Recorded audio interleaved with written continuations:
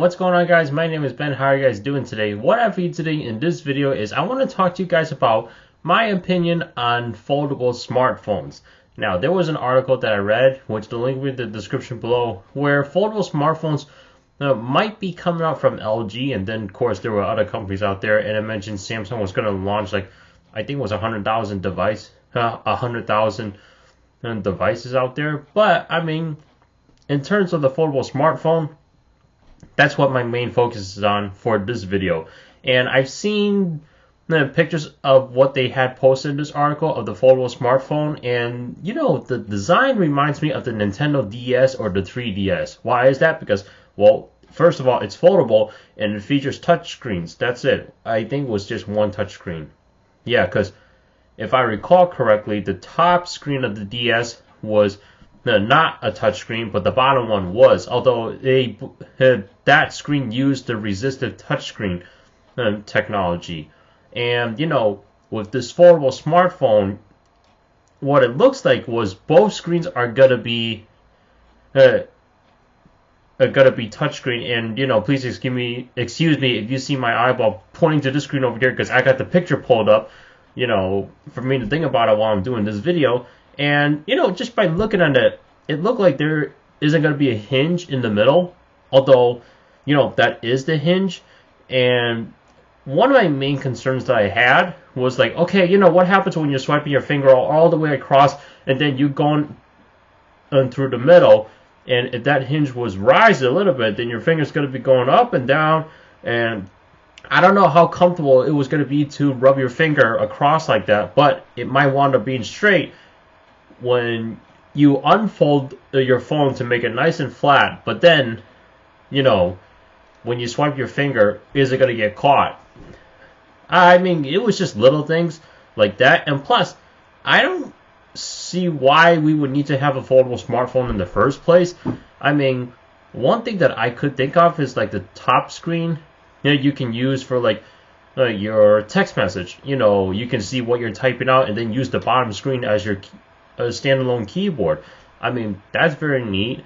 Or what you could do is, like, when you're typing out documents, you know, use the top screen to view your document, and then use the second one to use as your keyboard. You know, it's kind of like the texting idea. I mean, these are just ideas that I'm coming up with that could happen with the foldable smartphone, because you're basically adding an extra screen on it, and except you're given the functionality to hide your screens when you're not using the phone. It's not like smartphones these days. You know, once you put it down, that's it. The screen is still exposed. Then you have to put it flat down on the table. That way your screen is not exposed. Or you put it away in your pocket, and then, you know, your screen's not exposed. I mean, screens are always exposed once you start using the thing, and once you hold onto it with your own hands. I mean, I got nothing covering my screen right now. You know, how am I going to cover my screen? Put it flat on the table like that. That's it. I mean, whereas the foldable smartphone, okay, you can take it, fold it, and then, you know, your screen's put away, and then you set your phone down on the table. No one can see your screen, not even you, until you finally open it up like that. So, in terms of the foldable smartphone, I see it more for security purposes. I mean, for those people that are very keen when it comes to security of their privacy, you know, the foldable smartphone is great. Close it as if it was a book, and that's it. Done deal. You know, no one's going to see your screen. That's it. So, I mean, it seems like a neat idea. But is it really necessary? I mean, just looking at it, I could see a need for both needs, but, you know, in terms of the needs, they're just very minor. I mean, if these devices do actually come out and exist, I just have to wait to see how they're used, and then I can make my decision from there if I feel like it's necessary or if it's not necessary.